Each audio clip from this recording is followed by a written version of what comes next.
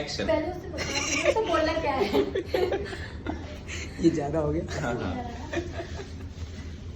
ये भाई विवेक, यो हेलो ये गाइस, बाय मिस्टेक आ गया। बाय मिस्टेक आया था गाइस।